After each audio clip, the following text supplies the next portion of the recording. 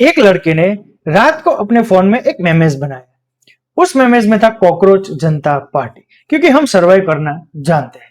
सुबह उठ के देखा 2 लाख शेयर्स, अगली शाम 10 लाख। उस एक मेमेज ने पूरा आंदोलन खड़ा कर दिया। लेकिन यह सिर्फ एक ट्रेंड की बात नहीं है, ये उस दर्द की बात है जो आज हर घर में है।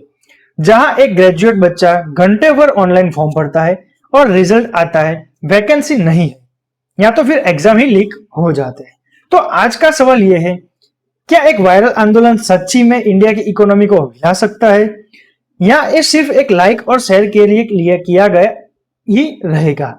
आज हम इसका सीधा जवाब ढूंढें। सोचिए एक सेकंड के लिए, आप 22 साल के हैं, 4 साल इंजीनियरिंग की पढ़ाई की या ग्रेजुएशन किया और 2 साल गवर्नमेंट जॉब की तैयारी की, और एक दिन खबर आती है एग्जाम लीक हो गया। फिर से शुरू करो, फिर से फॉर्म भरो, फिर से वेट करो। यही फ्रस्ट्रेशन, यही ताकत सीजेपी की नींव है। कॉकरोच जनता पार्टी एक पॉलिटिकल पार्टी नहीं है, यह एक फीलिंग है। जो भी हो, हम टिकेंगे। जैसे कॉकरोच सर्वाइव करता है, वैसे हम भी करेंगे। इस आंदोलन का फोकस रहा बेरोजगारी, एग्जाम लीक्स और एक सिस्टम जिसमें ट्रांसपेरेंसी की जरूरत है। और जो शुरू हुआ मेमेज से, वो पहुंच गया दिल्ली की सड़कों पे। अब आते हैं उस सवाल पे जो आप सब लोग भी सोच रहे हैं, भाई मेमेज से भी इकोनॉमी बढ़ती है क्या? सही बात है, सीधा नहीं बढ़ती। भारत जैसे 3.5 ट्रिलियन डॉलर की इकोनॉमी जीडीपी, एक्सपोर्ट, मैन्युफैक्चरिंग और एफडीआई से चलती है। एक ट्रेंड से सेंसेक्स नहीं गिरता, लेकिन एक चीज जरूर होती है, परसेप्शन। अगर दुनिया को लगता है कि इंडिया में युवा नाराज है, सिस्टम कमजोर है, तो फॉरेन इन्वेस्टर्स थोड़ा रुकते हैं और सोचते हैं इन्वेस्ट करने के लिए।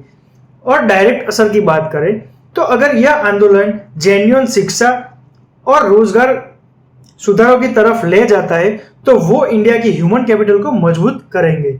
और अगर ह्यूमन कैपिटल मजबूत होता है तो कोई भी कंट्री की इकोनॉमी बढ़ेगी ही बढ़ेगी। हर साल 1 करोड़ से ज्यादा लोग मार्केट में जॉब लेने के लिए आते हैं। अगर उन्हें काम नहीं मिलता, उसके पास खरीदने की ताकत नहीं रहेगी, स्पेंडिंग गिरता है और इकोनॉमी रुकती है। तो बेरोजगारी सिर्फ एक सोशल प्रॉब्लम नहीं है, यह एक इकोनॉमिक टाइम बम बन चुका है। यह पहली बार नहीं है जब आंदोलन ने किसी देश की दिशा बदली हो। 2011 इंडिया में अन्ना हजारे का आंदोलन, एक बूढ़ा आदमी, एक धरना, एक मांग, करप्शन खत्म करो। पूरा देश एक साथ खड़ा हो गया। जीडीपी पे डायरेक्ट असर तो नहीं हुआ था, पर वो टॉपिक एक गवर्नमेंट का नेशनल एजेंडा बन गया था। 2010-12 अरब स्प्रिंग, तुनिसिया में एक फ्रूट वेंडर ने अपने आप को जला दिया, एक बार की पुलिस जबरदस्ती के बाद।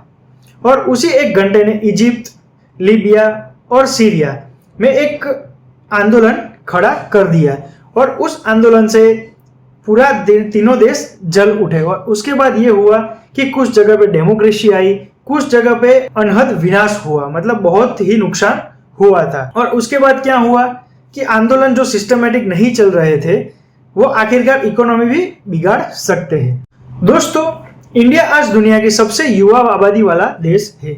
यह हमारी सबसे बड़ी ताकत भी है, और अगर सही इस्तेमाल ना हो तो सबसे बड़ा रिस्क भी। एक सोच के देखिए, अगर यहाँ पूरी जनरेशन स्किल, एनर्जी और एम्बिशन के साथ तैयार है, लेकिन उन्हें काम नहीं मिलता, तो वो एनर्जी कहाँ जाएगी? फ्रस्ट्रेशन में, आंदोलन में, या वर्स ब्रेन ड्रेन में? जब टैलेंटेड लोग इंडिया छोड़कर बाहर सेटल हो जाते हैं, यही है वो इकोनॉमिक रीजन क्यों रोजगार और शिक्षा की क्वालिटी सिर्फ सोशल इश्यू नहीं, इंडिया का फ्यूचर भी है। तो क्या सीजेपी इंडिया की इकोनॉमी को हिला पाया? अभी के लिए नहीं, लेकिन इसका आंदोलन कुछ ऐसे कर रहा है जो बहुत जरूरी है। वो पूछ रहा है वो सवाल जो पूछना चाहिए था। हमारे पास डिग्री है, तो हमें काम क्यों नहीं मिला? हम पढ़ने में सब कुछ लगा दिया, तो सिस्टम ने क्या दिया? अगर इस सवाल के जवाबों में एक रियल पॉलिसी चेंज आता है, एजुकेशन रिफॉर्म होता है, एग्जाम सिस्टम ट्रांसपेरेंट होता है, तो शायद यह मेमे से शुरू हुआ आंदोलन इंडिया की इकोनॉमिक स्टोरी का एक टर्निंग पॉइंट हो जाएगा। आपका क्या सोचना है? क्या एक सिर्फ वायरल मूवमेंट है, या कुछ बदलने की शुरुआत?